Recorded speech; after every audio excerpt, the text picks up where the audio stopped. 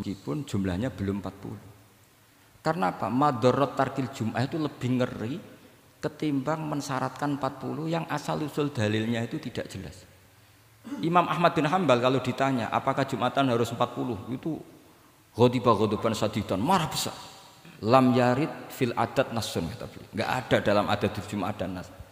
Imam Syafi'i itu hanya asumsi, biasanya wong 40 mesti ono waline. Tapi potongan-potongan gini meskipun sebanyak ini kan enggak, sampean menjamin enggak kalau ada 200 orang ada walinya ini? Dulu itu 40 orang pasti ada walinya, sekarang buat 1000 enggak ada jaminan ada wali. Dulu itu ada 2 wali, yang satu rokok, dikritik sama yang enggak rokok. Mosok pangeran dikebuli katanya karena tapi wali rokok ini ahli tauhid. Allah laisa bimakanin katanya. Saya tidak tahu ini. Ini jadi ya, kacau. Wali itu kalau sudah debat itu benar mana? Yang satu goslo, wali kok rokokan, pangeran kok dikebuli. Yang satu bilang apa? Allah laisa bimakanin. Itu saya teruskan.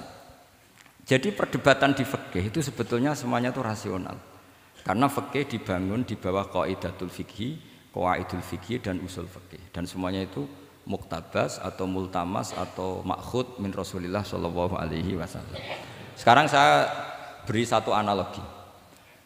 Pernah ada satu kejadian Rasulullah sallallahu alaihi wasallam menghentikan la yusolliyanna ahadukum illa fi Bani Quraidah. Kamu jangan sholat asar kecuali sampai Bani Quraidah. Kira-kira saya ngomong sama santri, kamu jangan sholat asar kecuali sampai Lirboyo. Sebelum sampai Lirboyo ternyata kadati samsu antaghruba, matahari hampir tenggelam. Fariqun minhum, sebagian dari sahabat milih sholat di tengah perjalanan, meskipun itu belum sampai Lirboyo. Alasannya musaro'ah fil waktu supaya tidak qadha. Yang sebagian milih sholat di Lirboyo meskipun ba'da antaghruba samsu, meskipun matahari sudah tenggelam. Ketika dilaporkan ke Rasulullah itu falam ya'nif, ada yang baca falam yu'annif wahidan, tak baca 2 kali karena ini nanti bisa jadi debat kusir. Sampean bacanya ya'nif apa yu'annif enggak tahu, pokoknya saya baca 2 kali. Kalau baca sampai 3 kali yang 3 salah karena memang pilihannya hanya 2. Kalau ada pilihannya 3 tak baca sampai 3 kali. Nabi tidak menyalahkan salah satunya. Yang satu pakai konstitusi yang namanya asar itu ya qabla antaghrubas samsu. Yang satu cara berpikir Nabi jelas mansus harus di Bani Quraidah. Sekarang pertanyaannya, kaidah umum tentang, saya ulang lagi, kaidah umum tentang asar itu qabla hurufis samsi dilawan nas harus di Bani Quraidah, menang mana? Menang nas. Tapi pertanyaannya, nas itu butuh mahal.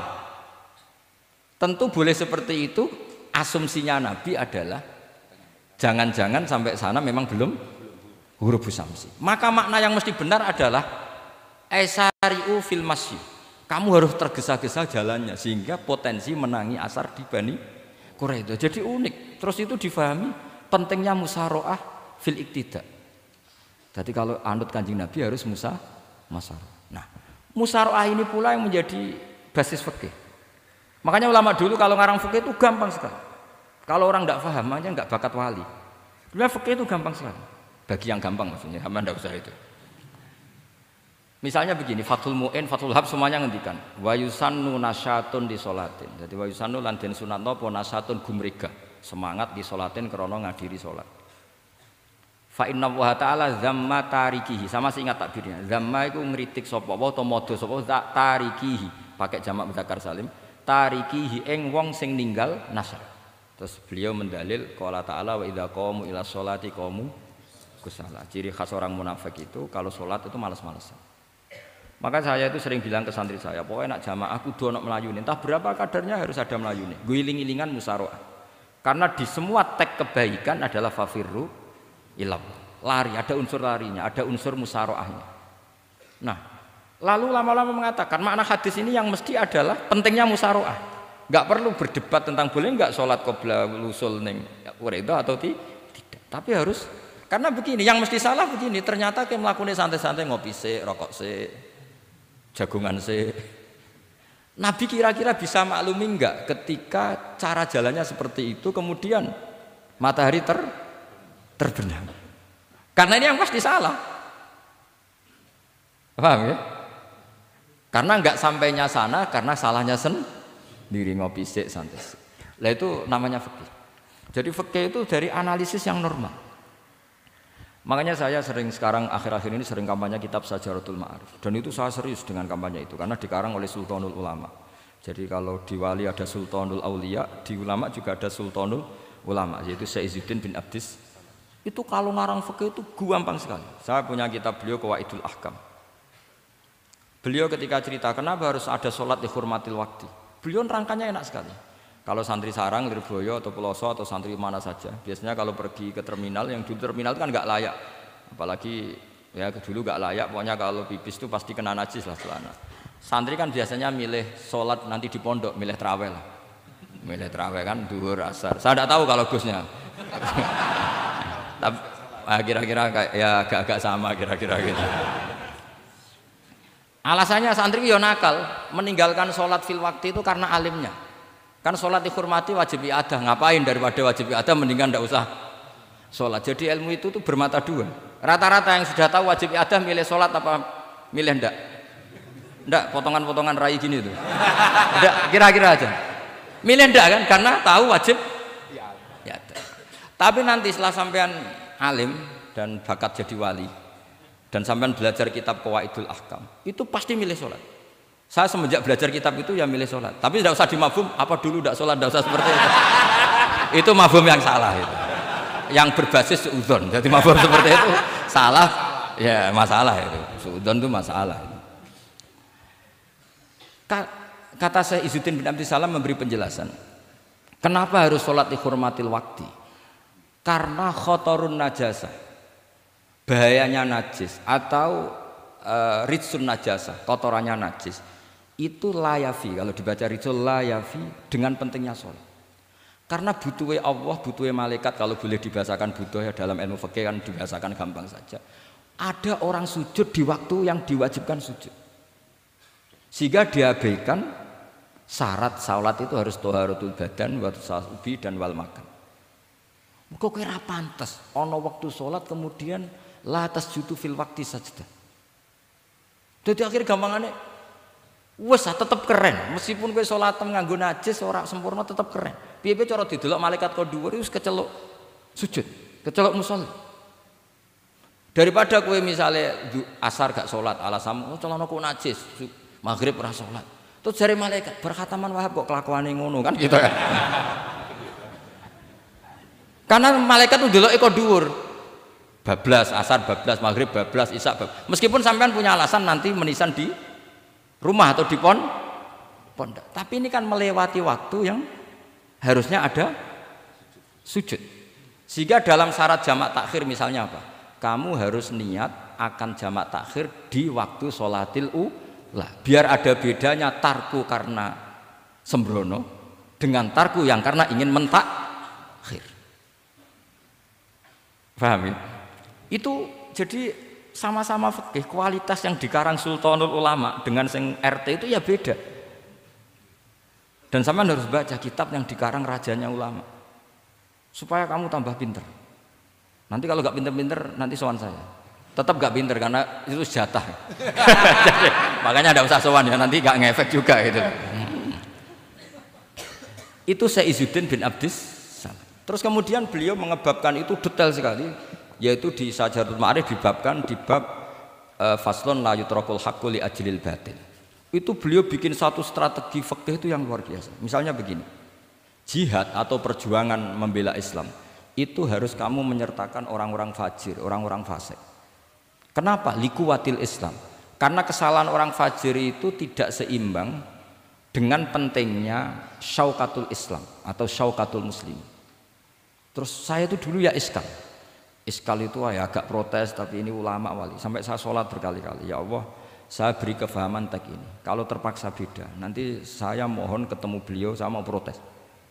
Sama nggak usah tahu caranya ketemu wali-wali yang sudah meninggal. Nanti kalau sudah jadi wali tahu sendiri. Jadi nggak usah tanya. Akhirnya saya sholat dan akhirnya faham tanpa ketemu. Karena saya bayangkan ketemu ya lebih sulit, mendingan minta faham timbang minta ketemu. Logikanya begini. Misalnya nyon sewu kita fi daril harbi, bayangkan kita di daril harbi atau zaman Indonesia dijajah Belanda. Saya ulang lagi ya, dalam konteks jangan sekarang, contohnya sekarang nggak perlu perang, zaman dijajah Belanda. Kita misalnya milih pasukan Hizbullah dan Sabilillah selektif, yang sholatnya benar, yang puasanya benar, yang toharohnya benar. Kira-kira dapat pasukan berapa coba? Nggak, jawab saja. Kan hanya dapat pasukan sedikit. Sementara misalnya Belanda bisa pasukan banyak karena tanpa seleksi. Di sini nih hebatnya Rasulullah SAW. Kata beliau, wal jihadu madin mundu ba'atsan ya Allah ila yaumil qiyamah sampai ila ayyuqatila akhiru ummati ad-dajjal la yubtiluhu jawru jairin wala adlu adilin. Sebagian riwayat langsung wal jihadu tetap wajib bun alaikum ma'akul libarin wa fajirin. Nah, penjelasan Nabi kenapa kita harus berjuang mengawal Islam meskipun harus ma'akul libarin wa fajirin. Ya kalau di isim fa'ilnya umumnya guru-guru kita baca barin, tapi untuk masdarnya untuk kebaikan bacanya apa? Birun. Nanti kamu protes, oh barun itu daratan Gus, kalau birun itu kebaikan. Aku itu macaku kamus luwih suwi bocah kok sembrono. Saya ini karena meneliti kiro asapa, jadi insya Allah kalau masalah lughat itu saya sudah bukan sawir lagi Fathul Wahab, sudah di atasnya itu. Sampai sama tidak usah tersinggung, biasa aja maksudnya. Karena ini kompetisi, kalau sama nggak cocok ya harus bersaing, jangan geremeng tok. Gus Pak sombong tidak usah bilang gitu, saingi saja. Makanya saya terkenal alim itu seneng, karena senengnya itu tadi, yang ngidolakan saya ingin ikut, yang hasut kompetisi, jadi seru. Jangan yang hasutnya antet, wah itu gak fair itu. Itu gak fair, wah itu pasti ngadepi langit gitu. Nanti urusannya sama Allah itu. Gak sama saya, langsung sama Allah. Saya ulang lagi ya. Ilmu itu harus dianalogi dengan fikih, dilogika dengan fikih, dikiaskan dengan fikih. Sekarang misalnya ada orang sok ikhtiyat, wah perang kok ambek wong fasik gak enak gini-gini, wong fasik perilakunya gini-gini. Pertanyaannya adalah, kalau kita nyeleksi hanya orang soleh, kita dapat pasukan berapa? Misalnya zaman kita melawan Belanda.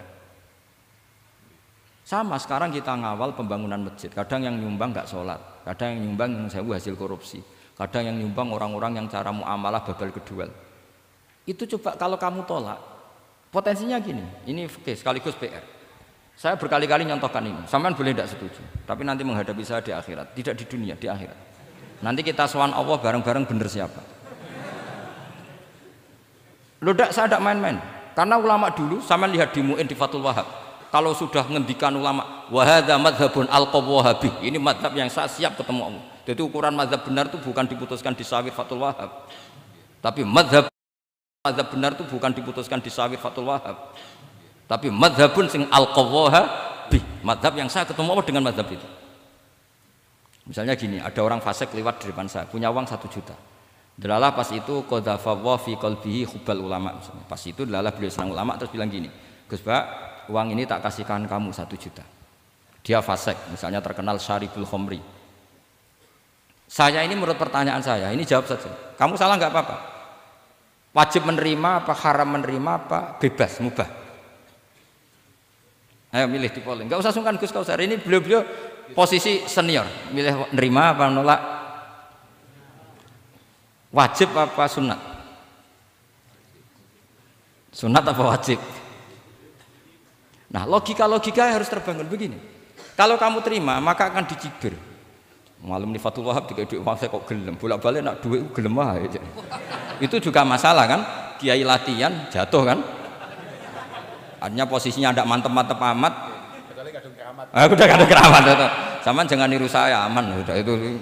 Bayangkan sampean yang latihan nyai itu. Tapi pertanyaannya kalau sampean tolak, terus ista'ana bihadhihi darahim lil maksiyah. Tak kena kiai ra gelem, tak kena demenanku.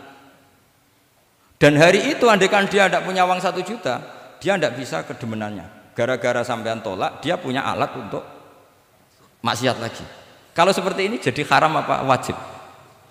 Loh, berarti sampean harus gak jawab anut aku. Artinya sampean jawab kan terprovokasi saya kan? Terprovokasi narasi. Terprovokasi narasi. Itu kriminal untuk calon ulama gitu, itu nggak boleh. Nah, logika ghanimah kira-kira seperti itu. Ghanimah itu normalnya haram. Normalnya haram karena ghanimah itu min amwalil kufar. Dan notabene amwalul kufar adalah bukan sekedar mukhtalithah, aksaruha mungkin minal haram. Tapi kenapa ghanimah dihalalkan di hadil ummah? Makanya Nabi ketika ngendikan, "Ukti tu khamsan lam yu'tahunna nabiyyun qabli." Termasuk beliau menyebut, "Wa ukhillat li al-ghanaim." Termasuk saya 5 hal yang Nabi sebelumnya enggak dikasih, saya dikasih. Di antara beliau nyebut, "Wa ukhillat li al-ghanaim." Ghanimah itu halal untuk umatku. Itu kan kenapa Nabi menyebut itu? Karena normalnya ghanimah itu haram karena min amwalil kufar. Tapi kenapa dihalalkan? Saya pernah ditanya seorang dosen, "Kenapa itu halal, Gus? Saya itu kok enggak nyaman." Karena ini jenis orang ikhtiyat.